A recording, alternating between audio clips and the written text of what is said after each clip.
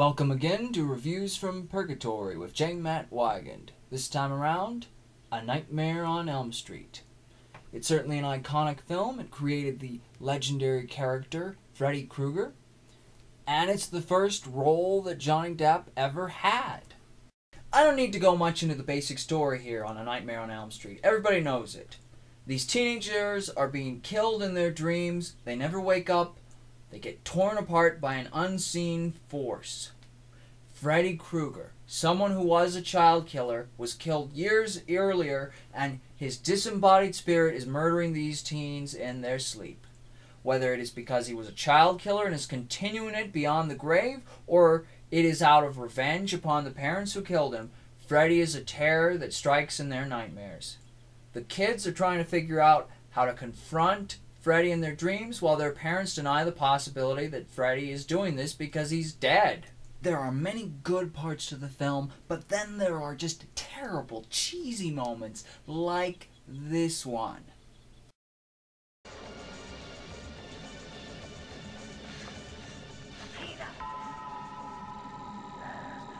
Watch this.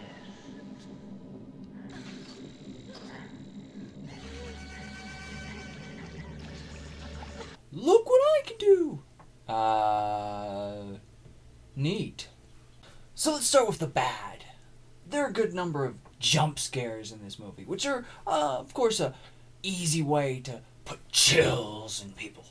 A lot of the acting is really bad, and the story feels incomplete at times. Like when Nancy's mother explains about Fred Krueger, a guy who murdered at least 20 children before being burned alive by angry parents, you sit there and wonder, so how did he become merely a jump rope song after crimes of that magnitude? People wouldn't forget something like that so quickly. The teens undoubtedly would have heard stories about something like that having happened in the town prior to some big reveal in the story. And this key part is kind of delivered badly. It could have been in a much more interesting and complete way. It should have been more than a few lines delivered by the mother. The script just feels weak at times. The thing that bugs me most, that I'll get to again later, is that when it's building up tension, it manages to diffuse it all by doing something cheesy, really weakening it as a horror flick. In the big final confrontation, it feels cartoonish. Trap triggers a hammer and hits Freddy in the guts. Then he does a pratfall off a balcony. I'm surprised the hammer didn't hit him in the groin, or that little cartoon birds weren't flying around his head.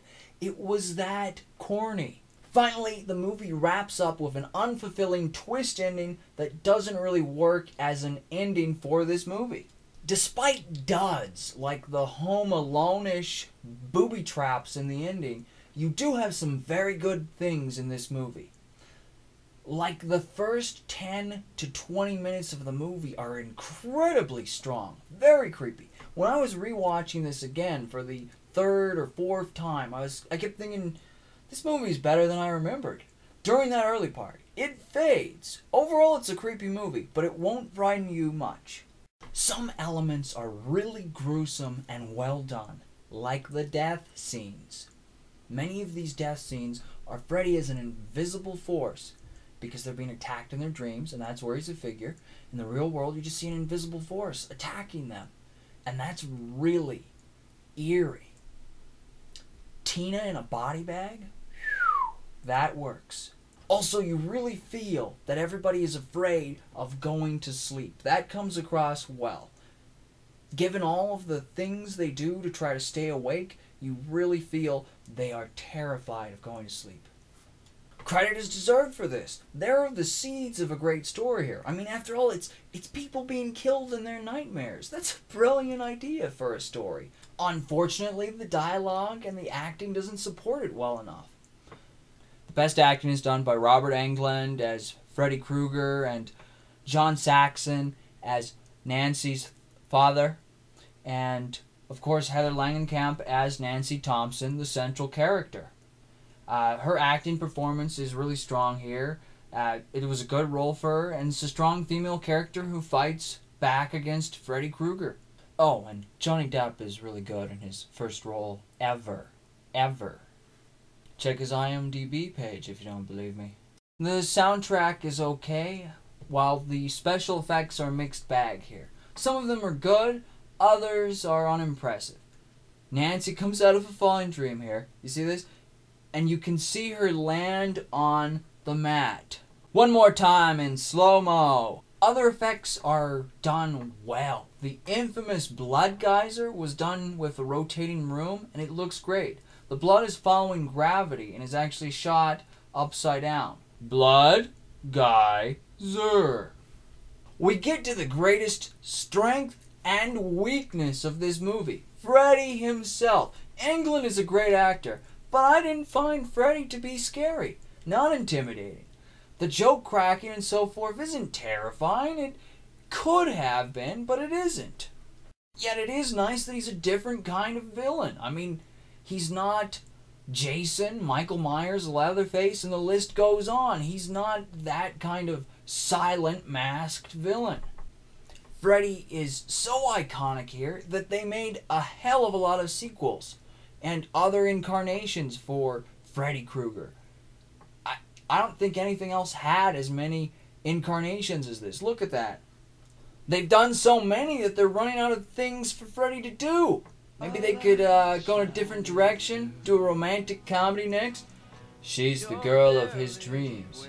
He's the man of her nightmares. But they'll make it work in A Daydream on Elm Street.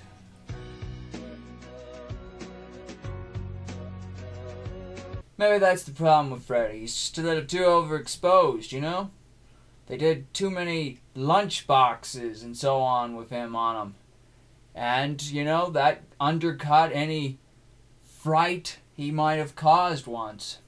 When Freddy is an invisible force, he's scary. Sometimes the comedic toying with his victims works.